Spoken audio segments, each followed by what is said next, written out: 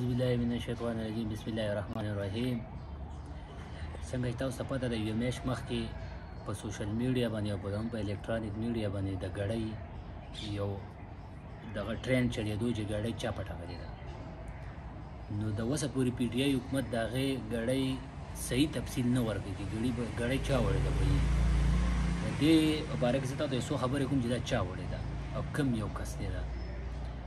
نو په اوله کې چې د عمران خان سعودي عرب ته لاړو، نو د سعودي شهزاده عمران خان له په ګفټ کې ګړۍ ورکړې وه او هغه عمران خان راوړه، پاکستان په خزانه کې دغه شوه، جمع شوه. دا کوم ګفټونه چې راځي نو دو ځان یو دغه دی پای کې جمع کېږي.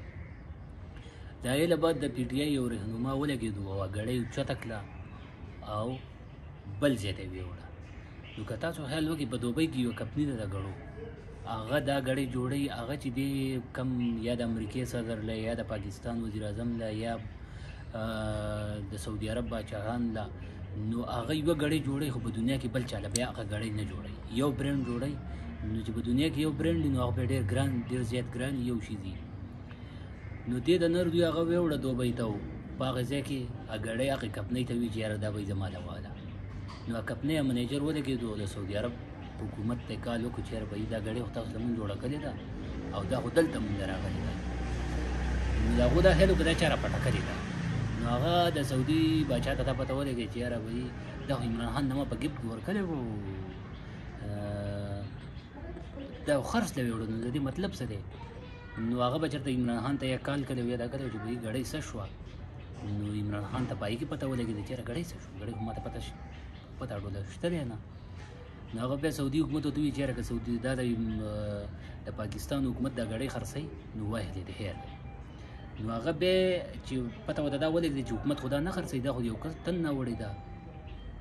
نو بیا دا ګړۍ واپس شوه. نو زه تاسو ته هغه کس درښیم چې هغه څوک دی. هغه دی د پي ټي آی رهنما دی اعجاز چودري.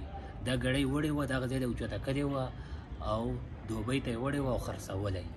نو عمران خان په نورو باندې دغه لګوي، الزامات لګوي چې یاره تا ښار پټ کړی او تا دا شی پټ کړی او تا، نو وایي ستا په منځ کې ټول غله ناست دي چې ګړۍ ته نه شي ټینګولی، نو ډالر ته به سره ډه ټینګ کړي یا به ریال ته سره ډه ټینګ کړي.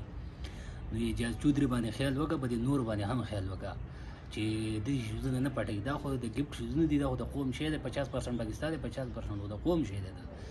نو یا یې په دې ځګونو کې ورکوه، نیلام کوئ چې یاره په ښکاره دا نیلام شي چې څوک یې اخلي وادي دي چې ما له راغلی یو ګفټ راشه وایي. نو په دې مخنیوی وشي. بس دغه د ما یو څو خبرې وي. والسلام.